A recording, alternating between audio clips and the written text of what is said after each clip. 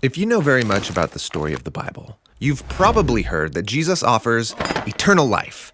Sounds nice, but what does Jesus mean by eternal life? Well, Jesus adopted this phrase from the Hebrew scriptures. In English, it's translated eternal life or sometimes everlasting life, but the phrase literally translated from Hebrew is life unto the age. Life unto the age.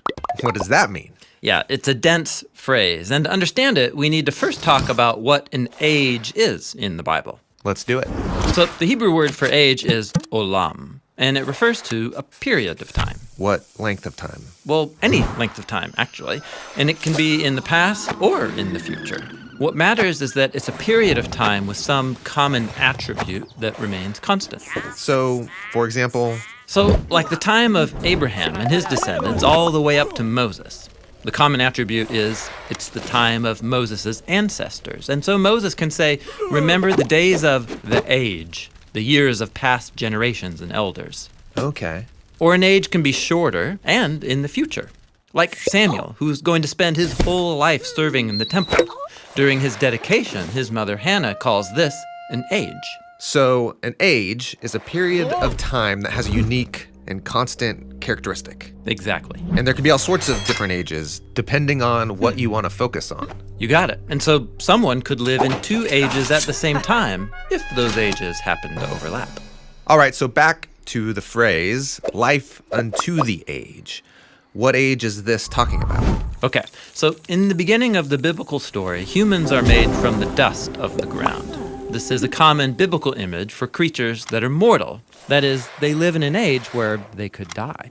But God takes humanity and places them in a sacred garden where they're invited to experience a new and deeper kind of life. By eating from the tree of life. Yeah, we're told it offers them life unto the age, a life of infinite potential because it connects them to God's own divine life.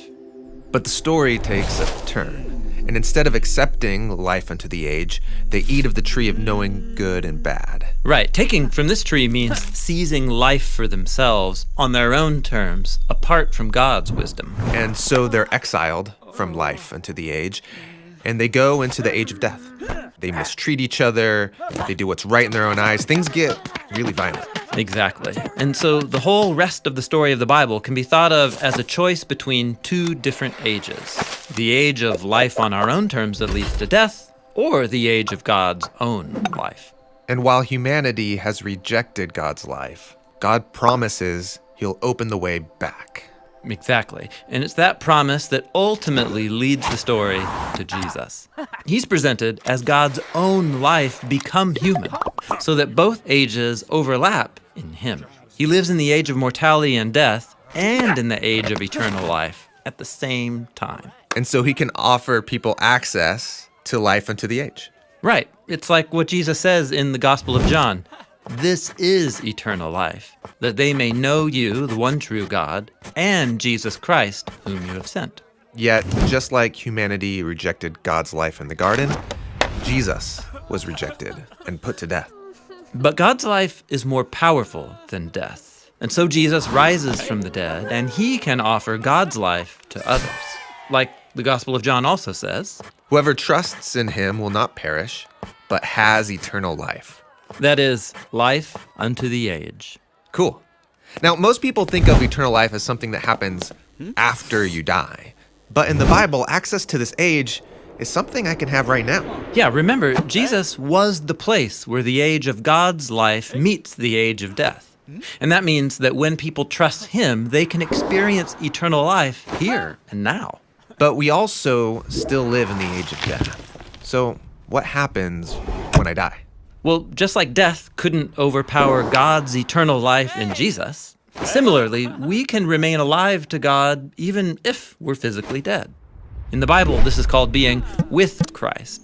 And it's not talked about very much because it's not how the overall biblical story ends. The focus of the Bible is about when the age of life completely overcomes the age of death.